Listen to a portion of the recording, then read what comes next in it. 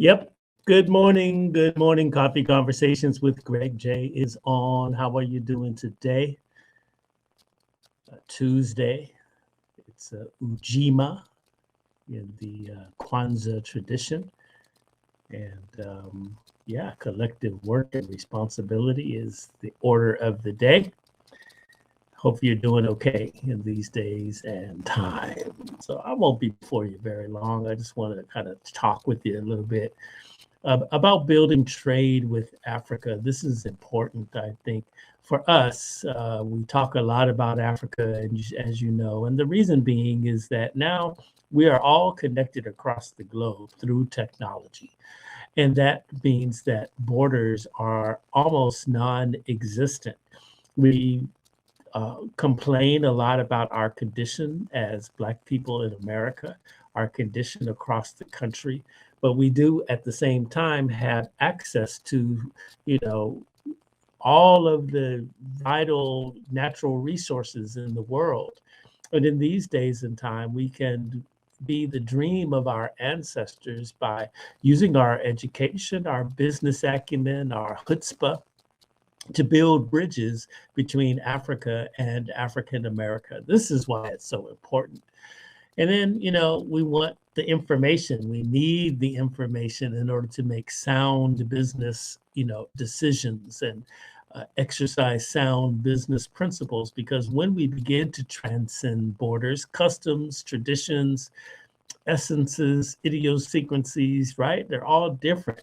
So, how do you begin to create these opportunities or take advantage of these opportunities or build opportunities without education and understanding what we are dealing with when we talk to our brothers and sisters over on the continent?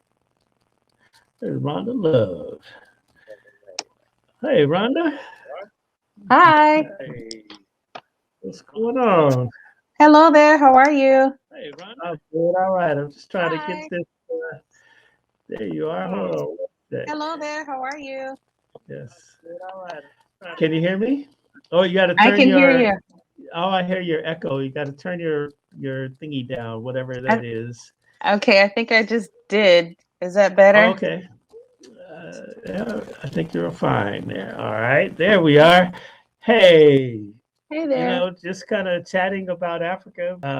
Just sitting here reflecting on our time over in Africa and Brother Tracy Walker. Tracy. It would be cool, Tracy, to get these cameras going. We've been talking about a crew and everything because this is what we need. So maybe this is something we really need to talk about, as we go over there. We were back on Cameroon there, and there's armed conflict happening in Cameroon right now. The French speakers against the English speakers, and that's all connected to. I know you are, Brother Tracy. That's all connected to colonialism and all of that. Rhonda, let's talk about this for a minute. You and I have spent a lot of hours. Well, first of all, we went over to Ghana together. That was it. We were in it up to our follicles in Africa. We saw, tasted, smelled so many different things, and now we just our conversations daily are like, steeped in economic growth and development. Yeah, just get me off the top of your head right now. What's your sense right now? Why do we need to build these bridges with Africa? Well, first, thank you so much for having me on. My first mind was to get ready for this show just as a backup, but then I'm like, okay, he's good. So forgive me for my background and all this setup, but I just wanted to jump in at your request to be a part of this. Um, you know, there's a lot to unpack with regards to Africa from the history um, that we've been told, corrections there, better understanding there, updating what we know Africa to be. I see a lot in our American African American community and culture, or just here in the States, period, where, and we saw that last night at an event that we were at last night, where just the update of what Africa is today. A lot of our a lot of us here in the country need an update or reboot in terms of who and where Africa is today. And I say that is because Africa is emerging. When I look at Africa and I look at young Africa, I look at the Gen Zs and I look at the Gen X and the millennials, there is an emerging Africa that that we need an update on. You know, we need an updated version of what Africa is. And I see that happening here in the country. And so with great hearts and good intentions, we oftentimes are paying tribute to the continent of Africa without knowing where Africa is today. And because we've been blessed to be able to go over there and visit and be there with the people and be in the same space and breathe the same and have the same conversation and get the correct, you know, perception of who Africa is today, you're able to come back here to the States and see where our you know, a lot of our people really need an update on what Africa is today. Africa is emerging. And a lot of us just have some outdated information in terms of some of the Cleopatra in you know, type of ceremonial. I mean, just it's a lot of ceremonial stuff that we do here with really great intentions that doesn't, for the people of Africa, when you talk to them, it doesn't serve who they are today. Um, I will say that Africa is very much aware of how the world has stereotyped and how the world has put stigmas on the continent as a whole. Africa is very aware of that. And so I think for us, one of the things that we can do here in the States, being that that's where our blood is from, is to get an update on what Africa is today. And you can see it all over Google. It's not in honor of being of the soil and from the earth and everything. Yeah, there is, you know, the safaris and all of that stuff, but a lot of that stuff is now in a zoo setting, kind of like what you have here in the States. You know, it's very cosmopolitan. You can sit on the 75th floor, you know, rooftop and view all of the Johannesburg Stock Exchange. And I just think that what I see is, I see America needs a real hard, in my, just from my computer days, a nice software upgrade. It needs a really upgrade on how it views Africa.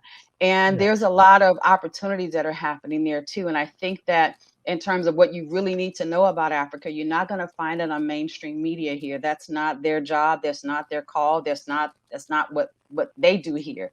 And we should not expect that, unfortunately, from them. Although we get the updates on Europe and Queen Elizabeth and all of that stuff and everything. Unfortunately, you're probably not going to get that, not just from Africa, but you may not get updates on other different countries out there. And so that's where we need to do the work of getting the correct information so that we can properly help the identity and the branding and the image of the continent be exactly what it is today. I think for most of us here who love the continent, who our DNA and our ancestry loves the continent, I think for the perception and how we're trying to see Africa, I think when you hit the soil over there and you go to like the ADDI event, when you go to the Silicon Valley of Ghana, when you go to places like that, when you go to the Johannesburg Stock Exchange, which looks just like, you know, New York or Manhattan or something like that, I think that a lot of us would have a rude awakening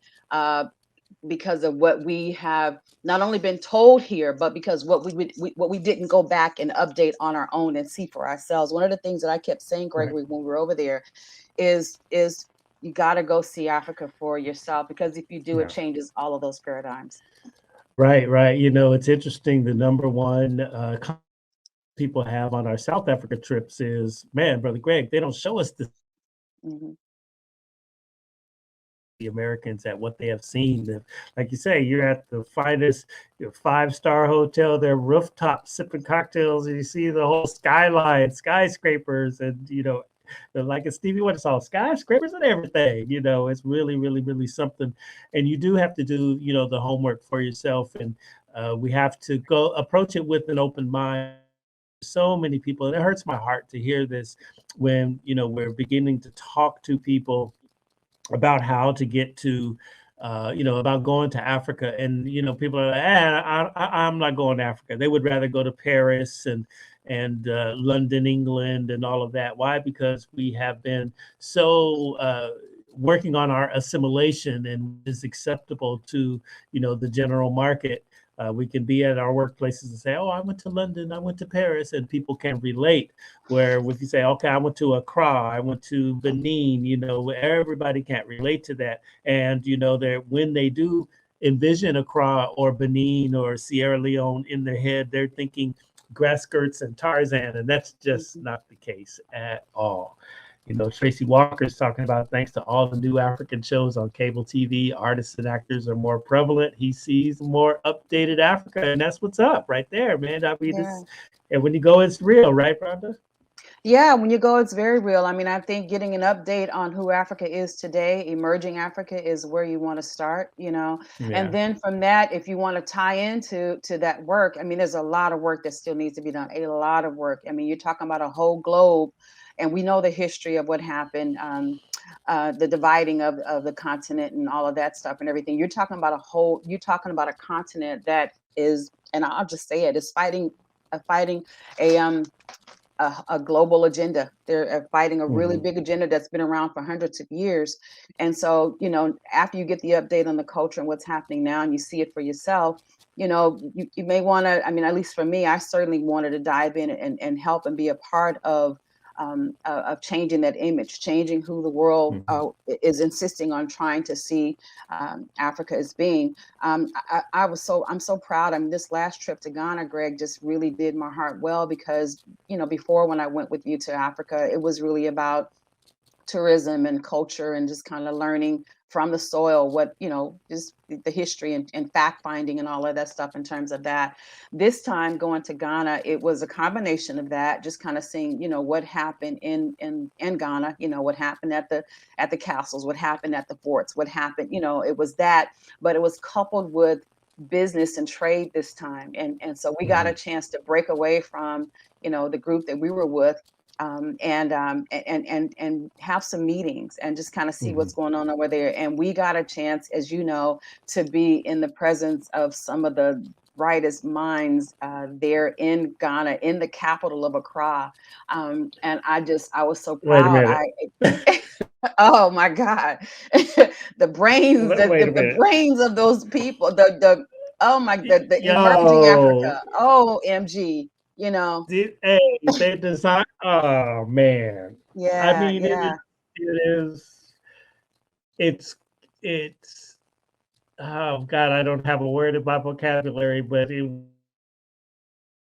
amazing what Yeah. we saw for ourselves, and man, the people are making stuff happen. Yeah, and in a setting like that, and not knocking anybody, because the world is a planet that consists of all of us. But in Ghana is only 3% European, and so here, unlike here in the States, where especially in those tech areas and some of those certain sectors, it's predominantly by other nationalities. You're talking about Ghana, which is only 3% European. So when you walk into the room of certain industries, guess who you're gonna see the most of? You know what I Mhm. mean? And it was nice because you got a chance to see the best of the best, in the room, Mhm. where there's only, they're like 90, 95, 95%, of the population there. And so you are going to see the majority being African. And it was just Mhm. really great, but just the brilliant, bright minds that are there, it's just a lot, and then, you have to see for yourself, with regards to, and I know you mentioned it earlier, with even regards to COVID and everything. COVID is a concern for everybody. And to be honest with you, I felt a little more safer there in Ghana and dealing with COVID than I did here. I mean, you and I, Yeah. Greg, we experienced where, at the hotel especially, you would not dare. I mean, they had a guard at the hand sanitizer, and you dare Yeah. not walk past there without Yeah. sanitizing, or they're probably going to take you down. Right. Right. you Yeah. know Yeah. Yeah. Yeah. yeah, everybody is fully masked and everything. And then the other thing too, I was sharing with someone when we got back, because they was like, ooh, make sure you quarantine and you're safe and you're tested. First of all, we got tested so much, I was like, I don't even think I had anything left in my nose or throat to test with. That's how much we got tested.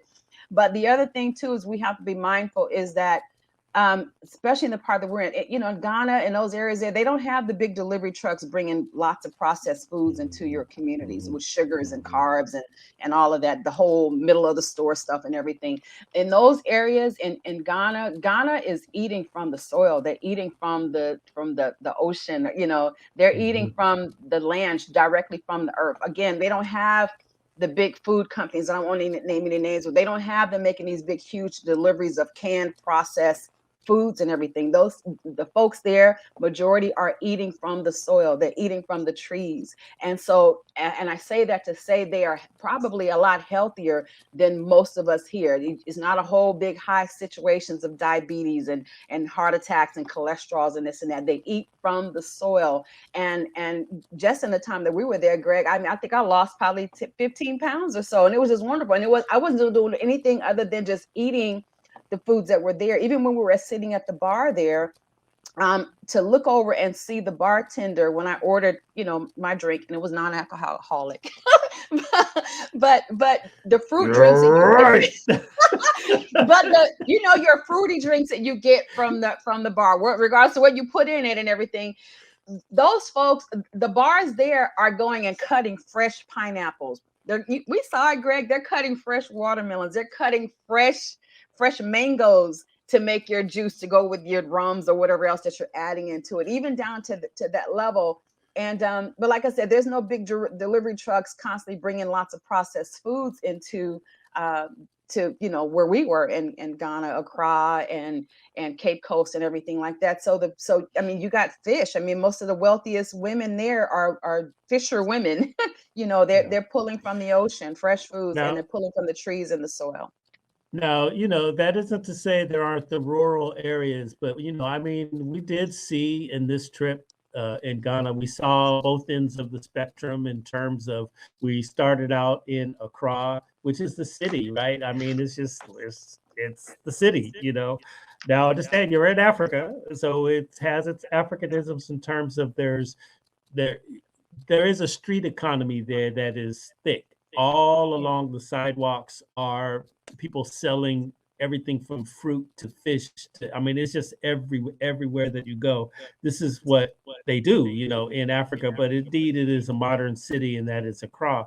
And then when we traveled out to Cape Coast, now, you know, the city of Elmina, very old city, but you're seeing a very, what I guess it's poverty, but I think poverty is relative, right? And that's how I look at it. I mean, it was just it was a seaport town. You saw the fishing villages, you saw the logs and the guys literally making their boats to go out and fish. And this is their living as being fishermen. It was just really crazy. I'm gonna put up a little B-roll here. I think this is something you guys can just see.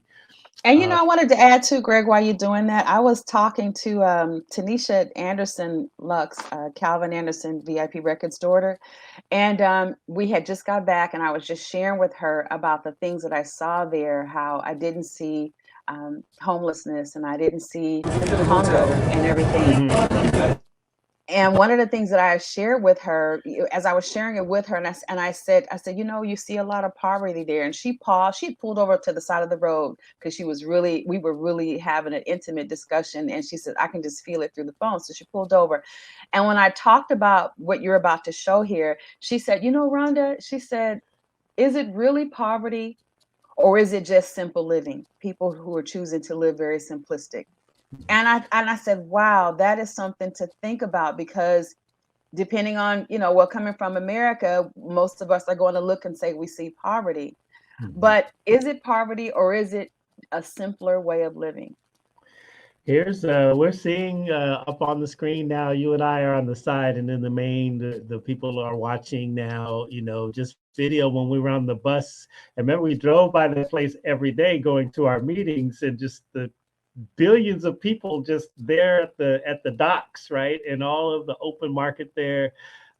It was just really amazing, and the people you guys can see. This is in the town of Elmina, and it is, you're right, a very simple living. And you know, everybody is selling something in the commerce. And one thing that I kept hearing over there with the people is they were saying if you don't work, you don't eat. Yeah. You need to get out there and get on your grind so that you can make Yeah. a No, living. no social services there. No social No, services, no, right? You yeah, no know, GR and what AFDC and DC, whatever it is. right, right, right. Yeah. So you see, look at all that. Look at the people there. Just really, really, really fantastic. This is just all raw video that we stuff that we see. Yes, sir. That's what you see, right, Tracy? Look at that entrepreneurship at its best. Simple Yeah. living, being your own and making your own choices, and that's exactly it. Yeah. Yeah, we are loved. They love us and we love them more than what we even know. And you have to be there on the soil, breathing the same in the same space and in the same energy and the same vibe to really get it, you know. And as Hmm, hmm. you're not going to get that from here. And that's why most of my videos that I shot from over there, I just say, come see for yourself. You have to you Hmm. go see, come see, however you want to do it, but see it and feel it, for Hmm. yourself, and yeah, we did definitely see a lot of flags over there and just a lot of love. Now we do have to be careful. Everything has an upside and a downside. And one of the things too is definitely entrepreneurship at its finest and salesmanship at its finest. I tell you, some of the folks we ran into in the communities there Yeah. would make the best salespeople you ever want to hire in your life. And but the thing is that when we're just walking and you're not saying anything, sometimes people can tell that you're American from your body language, the way they say we have just the confidence that we move with. Sometimes they can tell that you're not from there and that you're from the States because of how you move. Um, Other times, if you got your mask on, you're just walking and not saying anything, you cannot tell the difference until you say something. That's what people say they won't know where you're from until you say something, till you open your Mhm, mouth. mhm, But mhm. the thing is that unfortunately, the balance, we have to create a balance because they believe that pretty much all of us are rich.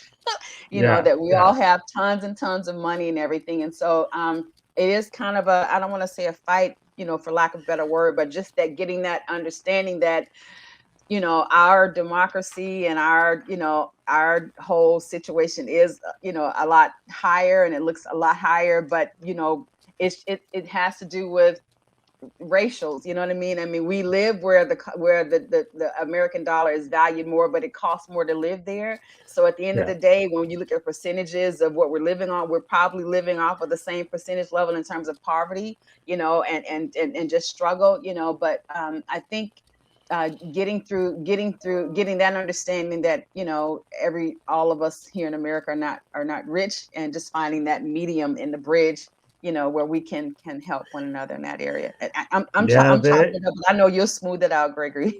Yeah. No, this is an important thing. I mean, they are relentless in their salesmanship, and I think at some point we okay. Let's just keep it real. I mean, it can be annoying, like right, and in specific times. I see Ambassador Stith trying to click in through here, and I'll wait for his picture to come on, and I'll just draw him into the conversation too. But I want to say, okay, for me, Rhonda, we did the experience, and I actually want to have a whole another show about our experience when we went to the slave dungeons, and I also just kind of want to bring in one of our academics to share with us that experience. But here we are, we're going into the slave dungeons, we're having that experience. Our heart of hearts is having the realization that, doggone it, somebody in our bloodline survived those slave dungeons, Yeah. and you're like in tears or you're overwhelmed with emotions and brother, buy this. It's annoying, and it's just like kind of really, really, really crazy, right? Yeah. But yeah, but doggone it, they got to do what they got to do. Yeah, I'll be honest with you. I mean, if I when I was there, of course, like you said, because it's entrepreneurship at its finest, which is so true. But when I looked at it, I said, it's kind of rough, trying to kind of get through and experience certain things with ease. You almost need guards to kind of make everybody kind of stand off and let you get to and from your car. But you know what? If we didn't have social services, strong social services here in the States, we probably have the same thing. It would be the same thing. People trying to, survive and hustle and get their grinds on, so. All right, let me do this here, Rhonda Love. We got Charles Stith with us. He's a businessman, a diplomat, former educator, author, politician. He's the chairman of the Pula Group. They invest in high value opportunities in Africa. I'm just going to tell you, I have been following this man many, many, many years.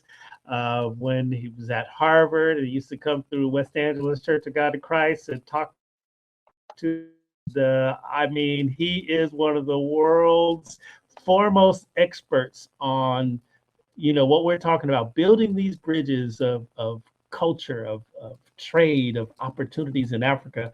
Here he is, Ambassador Stith. Thank you for coming in with us. How are you today? Well, if I wasn't doing well after that introduction, and I'm not feeling better, I need to have my head examined. Things are going well on this end. I'm living in LA now, as you know, yeah. And I've been in LA too long, I guess. It's a little chilly. Where 40 years in Boston, this is beach weather, but the sun is shining. I'm blessed. I have my health, my strength, talking to you guys, so it's a good day. It's a good day. It's a good day. Well, Ambassador Stith, we just returned from Ghana, I guess a week and a half ago. We were out there with your friend, Ambassador Dr. Arikana Chihombori-quao. Yeah, we went to her Wakanda One Expo, City of Return Trade Expo, and she does send her greetings to you. And she's like, oh, he's a good guy. Thank you. Thank you. So, how did you enjoy the expo? You know what? We had a great time. We learned a lot. I think we were talking about this morning. Rhonda Love is on with us, and we were all together. We were talking about this morning, how we were glad that we also prepared ourselves with some other meetings and all that, because we did have a very clear agenda for how we wanted to build our bridges of trade. But I believe we were grateful to go with the ADDI, and at the same time we were extremely grateful for our other contacts. Yeah, great. Ghana's a great country. Yeah. Yes. All right. So in your experience there, Ambassador Stith, now we were talking, I don't know if you got a chance to hear a little bit of our chit chat there, but we're just talking about the importance of building these bridges of trade and arts and culture with Mother Africa, and overcoming and dispelling the myths about Africa. In your expertise,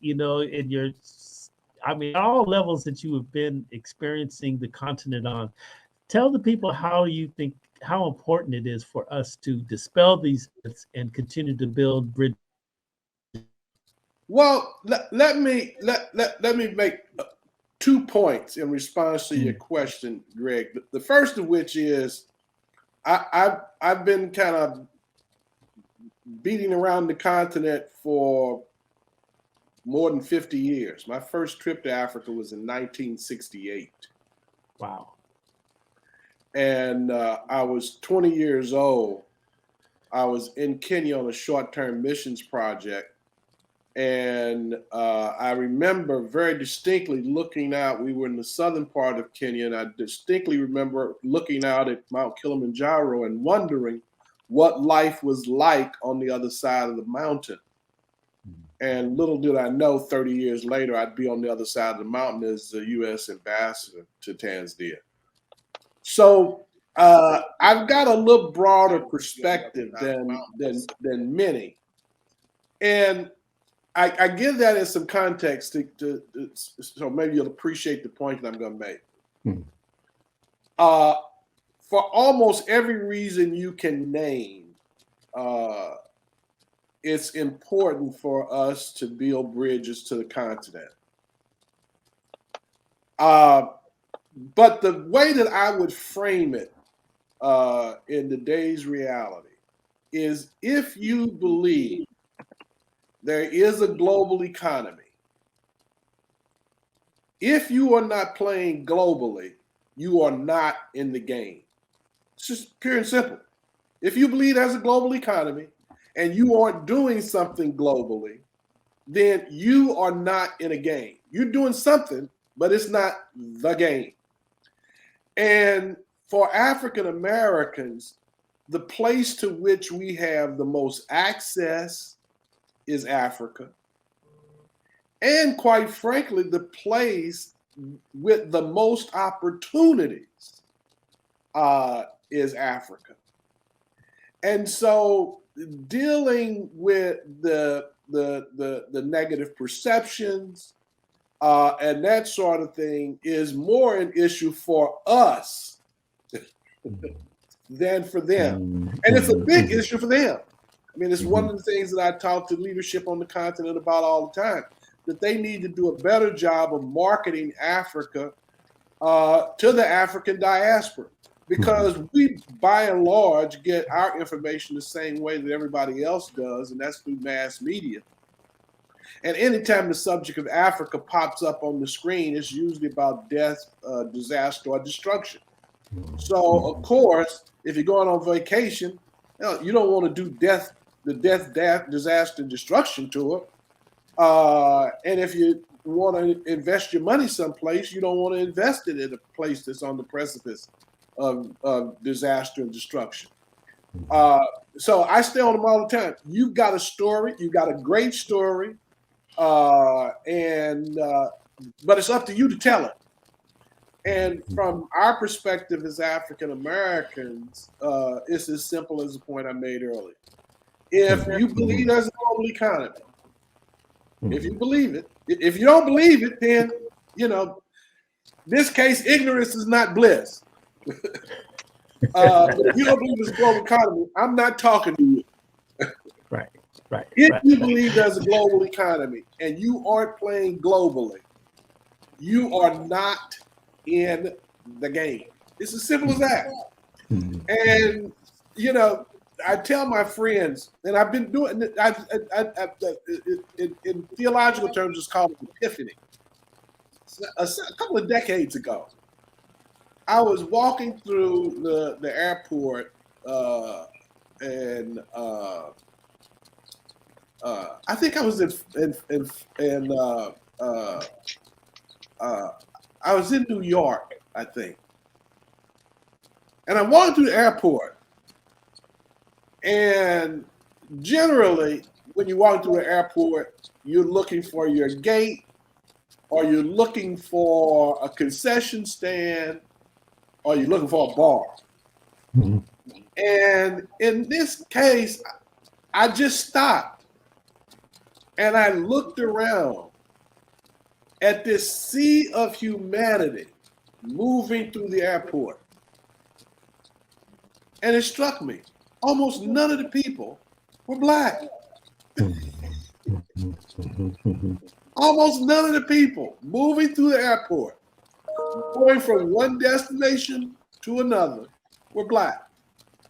The next time you're in the airport, just look around and see what you see. Yeah, it's interesting. If you ain't moving, you ain't playing. Right.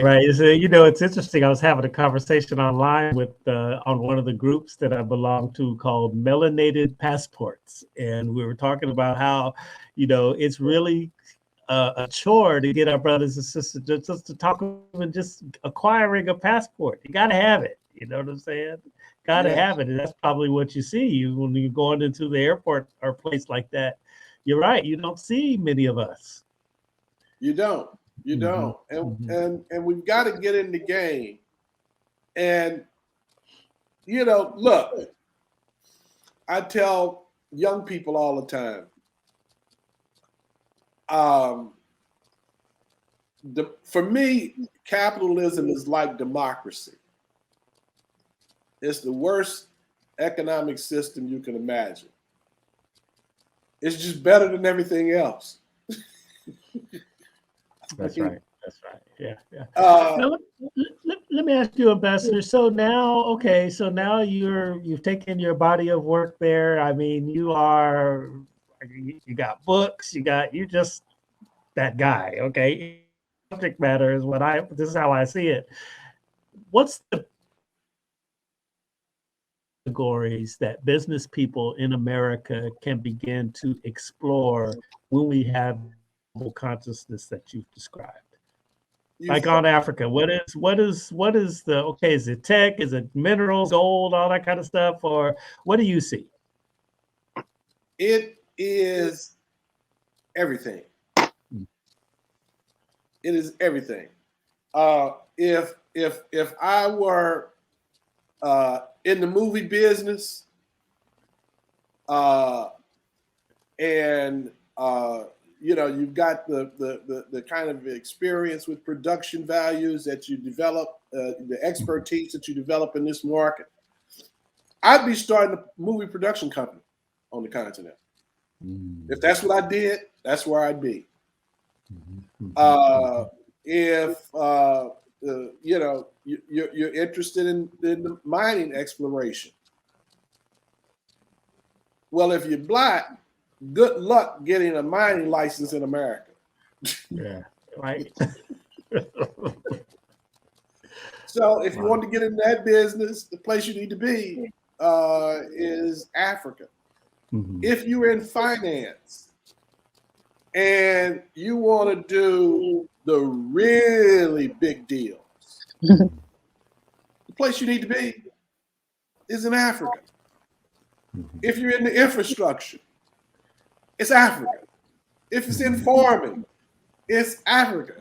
If it's medicine and pharmaceuticals, it's Africa.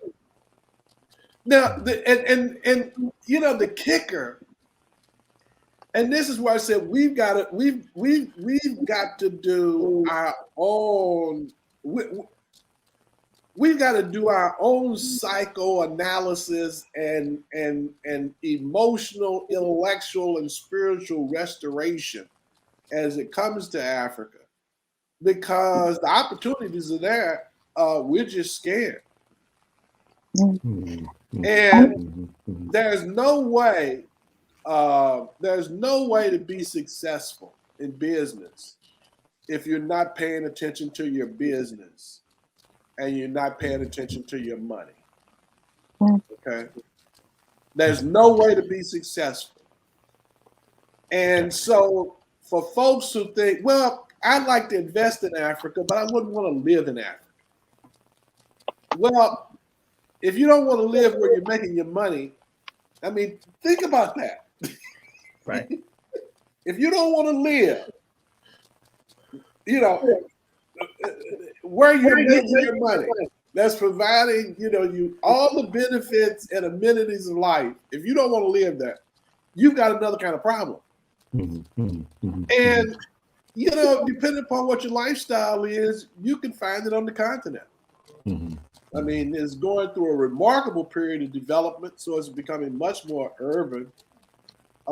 In 2018, I celebrated the 20th anniversary of my appointment as ambassador. Took 30 of my friends over to celebrate. 4 of the former presidents threw a party for us at the Hyatt Hotel on the rooftop overlooking the harbor. We were in, a 5-star resort for safari, and then hanging out, boogieing in Zanzibar, Stone Town. And folks loved it. Matter of fact, the only reprieve I got from the folks who went was COVID. Because after we're back, they're sending me notes about Africa, about Tanzania. When are we going to go back? Can you get the next trip organized? I keep trying to tell people, look, I have a business to run. I'm not a travel agent. That's right. That's right.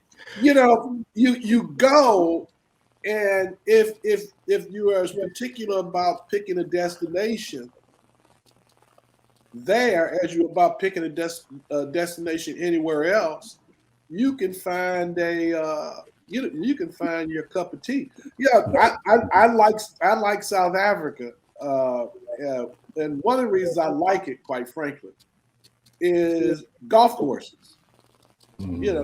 South Africa has some of the best golf in the world. Yeah. Literally in the world. Yeah, that's one of their big sports there. Yeah. So, if you like golf, you can't beat that. And then to boot, you got an exchange rate that is extremely favorable. Yeah.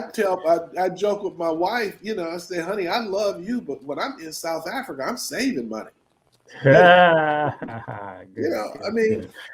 You can get you'll be at dinner, and because of the exchange rate, you'll have an absolutely exquisite bottle of wine for like $25. That's right. I want to shout out Saduzo right there, who's watching in from South Africa there. That was one of our guides when I went to the Zulu Kingdom there. What's up, Saduzo? Thank you so much for watching Coffee Conversations with Greg J. And I know, Rhonda, you wanted to ask a question here of the ambassador, but as you jump into that, let's talk about the money, because boy, we've had some situations where we thought we were crazy. It would look like TV. How much money we had. Yeah, you're instantly rich the moment you land on the soil. Felt like. Yeah, definitely. Ambassador, look, I just want to start by saying, first of all, it's a pleasure to be on this conversation with you, and thank you so much, and thank you so much for all spending your life journeying to and from the States here to Africa. I heard the year you said, I said, oh my God, I was barely in the world when you started this journey. And so I just want to say thank you so much for just spending your life keeping those doors open, making sure that we have the information here, and being one to just go and see for yourself and come back and let us know what you see. So thank you so much from the bottom of my heart for your life's work in doing that. We definitely honor you for that. Well, thank you. Right back at you, by the way. Thank you. We're following in the footsteps and carrying it on. And so I had a question, but yeah, your money do go a long, long way. But I wanted to tie into what you were just talking about in terms of the economics and the business opportunities. And I wanted to get your take. I know we hear Dr. Ambassador Arikana, she talks a lot about what's happening with regards to China, and almost kind of like an invasion of China coming in, and just everything that's happening on the whole continent with regards to them coming there, and then the call for the diaspora, not just America, but for the diaspora to return and to help to build and everything. It's a huge, tremendous call right now from all of the continent for us to come back to do it, because if we don't come and help to build, then, of course, China is more than happy to help themselves to it. But I wanted to just get your take on that with regards to China and just them coming in and what's happening on this continent with them. Well, you've raised a lot of very, very interesting points. And let me start where you asked me to start, and that's on the China thing. Look, I think it's a great thing the Chinese are involved in Africa. And I think it's great because it gives Africa an alternative in terms of options as it seeks to attract the capital and expertise it needs to develop. So that's where I start. The second point that I'd make is that for all of the folks who like the China hate relative to Africa, the reality is this: there is nothing the Chinese are doing in Africa that Africans have not previously asked, if not, in fact, begged the West to do. Wow. The whole plethora of new airports that you've seen develop on the continent over the last 15, 20 years, many of which are financed, constructed by the Chinese. Africans needed new airports for a long time.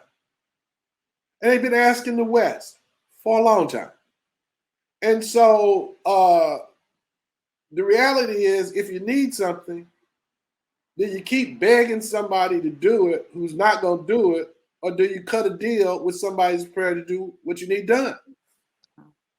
So that's the first thing. The second thing I would say, and this gets to one of the implications of your question, and that is when one of my favorite expressions is when you come to the table, you need to come with a menu and not just an appetite. Wow. And all too often, we come to the table, everybody else has an agenda. They've got a menu. And we're sitting down and we're hungry. Well, sometimes you're going to get something because you're at the table. But if you don't have an agenda, you're not going to get what you need. And you might not even get what you want, despite the fact that what you want ain't much at all. Wow. So, again, we've got to be prepared and have some clarity about what we want. And we've got to have some clarity and commitment to getting what we want as, you kind of negotiate your way from point A to point B. The other thing is that we need to get out of this help mentality. We need to. I hate using the word help related to Africa. Africa doesn't need our help. We don't need Africa's help. We've got an opportunity to engage each other because of a historical, spiritual, and economic connection that we need to develop for both of our benefits. This is not about help. This is not charity work. Okay. If the thing that the Tanzanians or other African countries get from me that they might not get from somewhere else is that I want to do a fair deal. I want to do a deal that works for me, and I want to do a deal that works for them. I'm going to look at ways to develop the communities with which I'm in, because I think there's a value to being a good corporate citizen. So, we need to get out of this mentality that we're doing charity work. It's not about charity. This is about getting in the game. That's right. There's a global economy, and we're going to play. Let me give you an example. One of the spaces that we're in right now, mining exploration. Almost the only African American mining exploration company in Africa is the one I own. Wow. Now, that's pathetic. There should be more. I'm celebrating you. I'm celebrating you, but you're right. There should be more, but I'm celebrating you, Ambassador. Well, thanks. I appreciate it. Now, let me tell you where most of the mining exploration action is coming from in Africa. The Australians, wow, and the Canadians. Yeah, wow. we heard that actually in Ghana. They were talking about the Canadians. Yes, almost every mining exploration company in Africa is Australian or Canadian. Well, let me ask you really quick, Ambassador. You bring up a really great point. Now, my question is, and somebody's probably, in case somebody's sitting listening, is it hard to get into mining? Is that what's the reason? Is it cost efficient? Is it difficult? Is how easy is it to get into that sector? It's a business. I mean, it's work. It's no gimme. But the reality is you can get into business. Mm-hmm. You know, and there are a number of points of entry. You know, one of the reasons the Australians and Canadians dominate the exploration space is because they've got the financial ecosystems to support exploration. And let me tell you, I got into exploration at the request of what was then a head of state of an African country. And you know, after I looked at it, as my mother said, I never suffered from a lack of self-esteem, so I figured I could do this. Now, obviously, it was much harder, much harder, and much more expensive than I thought it would be.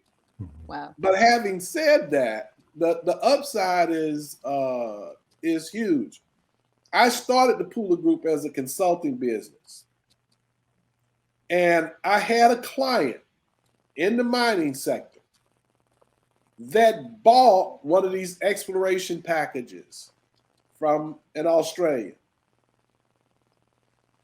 These Australians had put about $20 million to get the project to what's called a bankable feasibility study. That's where you've done all the analysis that you need to do, from environmental to engineering, to know exactly what it's going to cost and what your the project economics are going to be.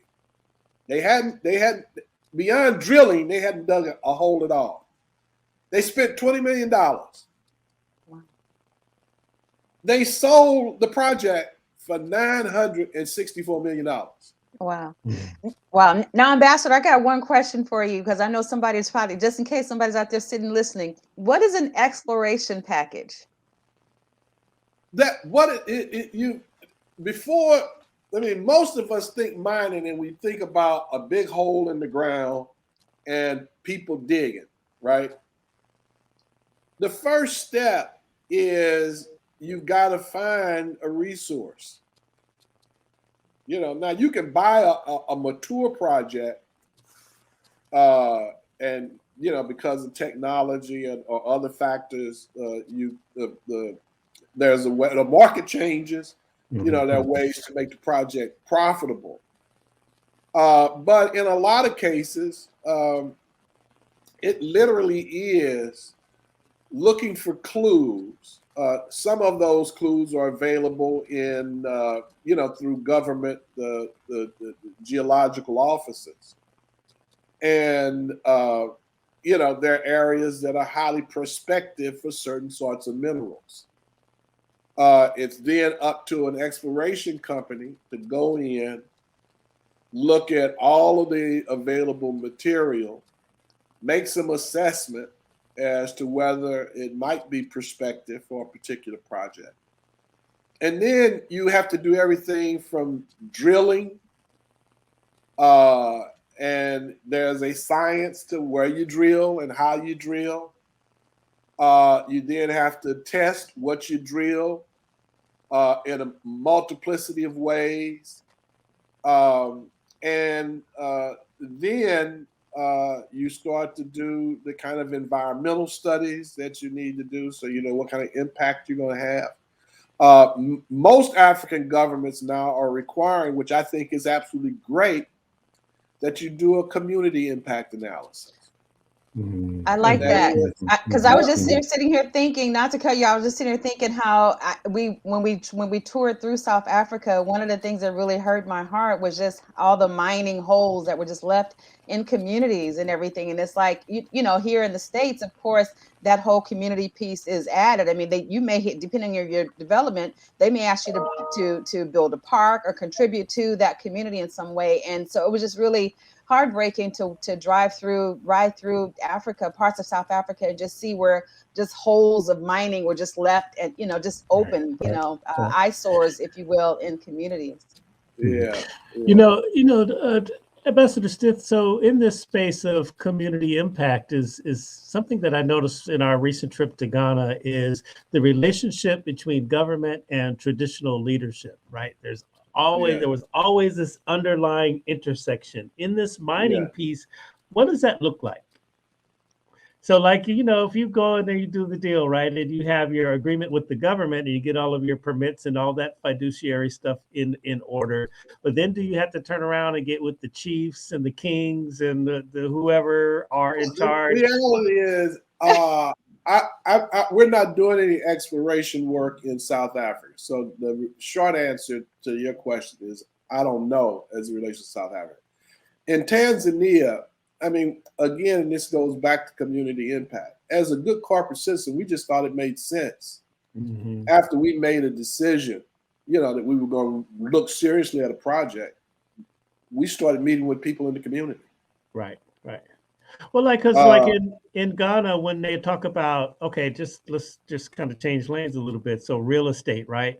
And one thing that I kept hearing is, okay, after you gain your citizenship, you still are dealing with the chiefs and the kings, and that's how you acquire your land. And a couple of times I heard them say straight up, they said, because the chiefs own the land, the kings own the land.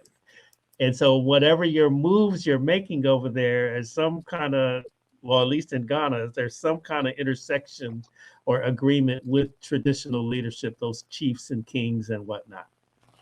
Yeah, I honestly, I couldn't. Yeah. Okay, I was just interested. I mean, I don't know. That's Okay. all I'm saying. I just don't know.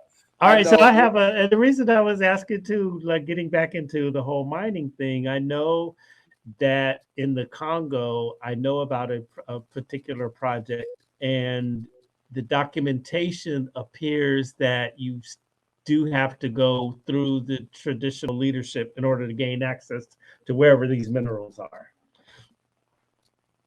Well, the reality is, and I think this is an important distinction.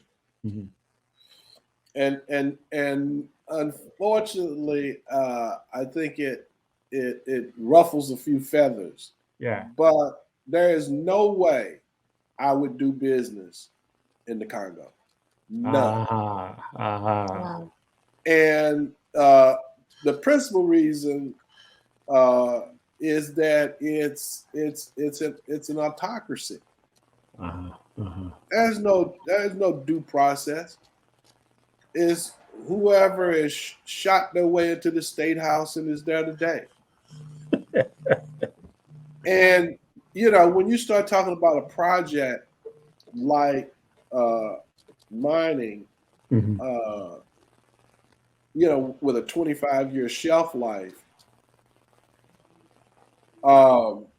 you can't play in that space in a country like that unless you are one of the majors that can invest tens of millions, if not hundreds of millions of dollars. And then if you have to set on that money for 6, 7, 8, 9 years until a friendly regime comes in before you can fully exploit the potential, that means a lot of us can't play by definition, because you don't have pockets that deep. And the good news is that there are 16 countries on the continent that have free elections and free markets. Now, the bad news is it's only 16 countries. The great news is they're the most heavily populated countries. And so in those 16 countries, you got an aggregate population of around 800 million people, which is, if you're in consumer businesses, that's a great sized market. Sure. And, if you want to do business in the mining space, why fool around in the Congo when you go next door to Tanzania? Right. Tanzania has the second largest helium project in the world. They have the largest nickel mine in the world. The graphite reserves put them in the top 3 in the world. They're among the number 1 gold producers in the world. And you don't have to worry about going to the country one day and wind up missing. All right. Yeah. So, Got real talk you right know, there. so there are enough places to play, to be engaged in a meaningful way. And you know, we're continuing to reach and teach. So you know, hopefully this will not be the last conversation that we'll have. I need to run into another meeting. We're trying to squeeze out a little more work over the next couple of days. That's right. That's right. Yeah. And so I've got I'm actually a little late for one that was supposed to start at 10:15. Okay, Greg, no worries. Thank you so much. Thanks for the invitation, Rhonda. Great to meet you. Please invite me back. And, Yes, sir. And let me just encourage folks. While during the early days of COVID-19, I was in South Africa. I was in lockdown in South Africa for 5 months. And while I was there, I wrote a book. And the book is titled A View from the Other Side, Locked Down in South Africa. And I would strongly encourage folks to read the book, not because I wrote it, but and not because I think all of the insights that I have that are solution focused are the best solutions. But what I do think is the book raises a lot of very, very important questions. And you know, this COVID thing is a lot deeper than it's been dissected or discussed. And there are some profound lessons, some profound takeaways that we need to explore. And so hopefully at some point, we'll get folks reading this book. You'll invite me back to the show and we'll have another conversation. Yeah, let's do that for sure. That's look, what you just said. I think it's something deeper going on too. I do. Absolutely. Thank you so much. I just put a link in the chat. I just put a link in the chat as well, guys, for the book. So hit that, go to Amazon, and there it is. Yeah, so there we'll have it there. Thank you so much, Ambassador Stith, for your time. Thank you. And God bless. Talk to you soon. Here's to a happy 2022. Yes, sir. Yes. Absolutely. Let's get it. All right. Thank you, Ambassador. Take care. Love you. Bye-bye. Bye-bye. Wow, what a great conversation right there. You Yeah. guys see the view from the other side is in the chat right there. And I was having an error. There it is. And man, you know, having Ambassador Stith on gives us some great perspective on Mother Africa, and all the things that we're talking about is just so interesting that, you know, his perspectives on building trade with Africa. And that's a beautiful thing. We'll have to have him back. What are your thoughts there, Rhonda? What do you to get away from our conversation this morning? Oh, that's a conversation that's without end. I mean, it could just go on forever. It's so rich and so full of, you know, just some really great information that we need. You know, he's a voice of reboot, of update that you know that we need to hear from. You know, so it was a joy to chat with him. He's in it. He's in it. You know, he's not talking about it. He's doing a doggone thing. Man, I didn't realize 50 years. Without I think about it, it's been so. It's probably been 20 since I've been. You know, it's like, wow, this is a long history of building bridges of music, arts, culture, and business with Mother Africa. That's what we're doing. Yeah. And we thank you so much for supporting Coffee Conversations with Greg J. I mean, you know, as I look back over the past episodes, we've had some fantastic guests to come through. Lots of perspectives being shared in a very casual but meaningful way. And I'm just glad that you all are supporting us. Know that we have some great things planned for you in 2022. You can always get us on our Facebook page, which is Coffee Conversations with Greg J. and also the audio at Spreaker, Apple, iHeart, wherever you get your podcast, the audio version. Tell a friend about it. We just out here trying to do the doggone thing and inspire and inform the people is what our goal is here. Coffee Conversations with Greg J. Before we go, Rhonda Love, you got anything you'd like to say? And then what I'm going to do is I'm going to roll this little nice little video that we had where we saw our friend Rocky Dawuni in Accra, Ghana. I'm going to share that with the people. But any last words you want to say? No, just that, it's been a joy to spend 2021 with so many of you. Thank you so much for being a part of this platform and just Dream Creator, Hannibal, and just all the different things that we do. And we wish you happy holidays. We wish you an amazing 2022, a happy new year. And it's all about love and family and just peace to everybody. Yes, peace and love. That's what it's all about. We just out here spreading love, y'all. We don't mean no harm. We just try to spread love and peace because that's what is needed in such a time as this. Rhonda, wasn't it great to see our friend? You guys know that Rocky has been a guest here on Coffee Conversations. Actually, I think 3 times now since we started doing this. Once he was here, and then the other 2 times he was at his studio up there in Aburi, Ghana. And we traveled all the way over there to Ghana and saw our brother live and in concert. How incredible was that? It was very incredible, and I think that night was so powerful in so many ways because we got a chance to spend time with him. Rocky has always been so good to us. Our events, whether we're at the Miracle Theater in Inglewood or here on the online here on Facebook Live, he is always there, so supportive, never saying no, and so it was just nice.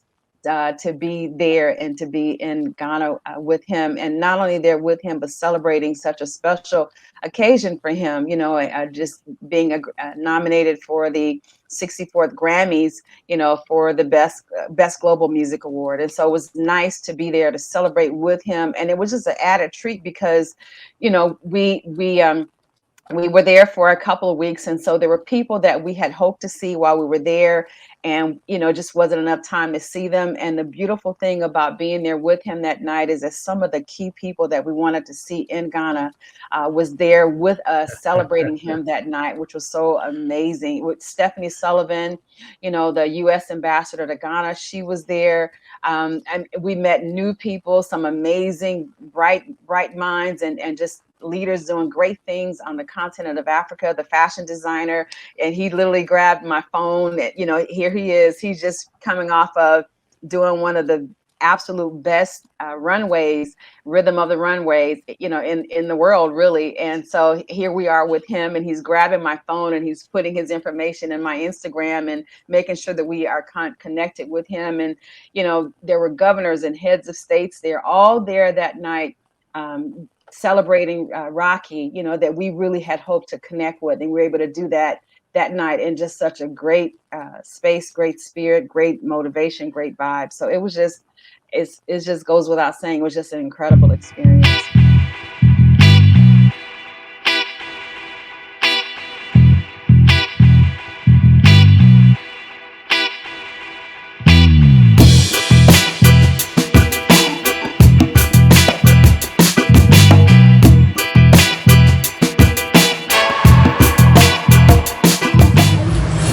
Yeah, what's up, everybody? It's Greg J. Listen, we are at the Plus 233 Jazz Bar and Grill, here to see my friend Rocky Dawuni. Rocky Dawuni, Grammy nominated, my good friend lives here in Ghana. He's from Ghana, but also lives out in Los Angeles, my good friend. You know him if you know his music. What's the one is Bone Bone is the Grammy nominated piece that he's got. But why would we come to Ghana and not connect with our friends and support them? And so here we are at the Plus 233 Jazz Club to check out Rocky Dawuni live in concert in downtown Accra, Ghana. And I'm an artist, and tonight I'm your host. I'm doing this alongside my colleague, this ever lovely radio broadcast journalist, Abeku Santana. Is coming with me. We we are hosting the show together. Let's give it up for him. Good evening, ladies and gentlemen. Welcome to the big announcement tonight. In our local setting, we say Abo, and we say Ame. Abo! Amen. Yes, that's how we seek your permission to come to you and give you an important announcement. Tonight, we're going to announce to you Africa's greatest export, musical export to the world. Now, his musical journey started in 1996 when he made his first album. Within 2 years, he made his first international appearance. He has traveled far and wide with his roots African reggae music. We know reggae music originates from Jamaica, but he is the founder, the originator of Afro roots reggae. Ladies and gentlemen, with a resounding round of applause, the man we are going to celebrate and announce, Rocky Dawuni.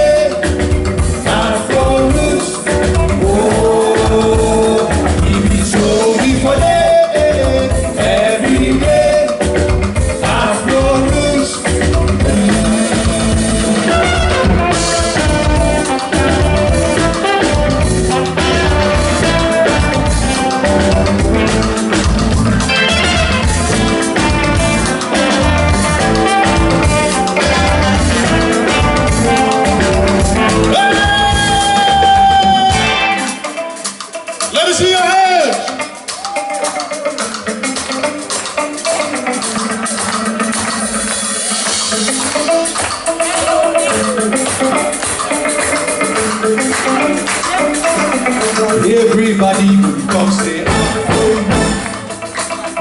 everybody sing say,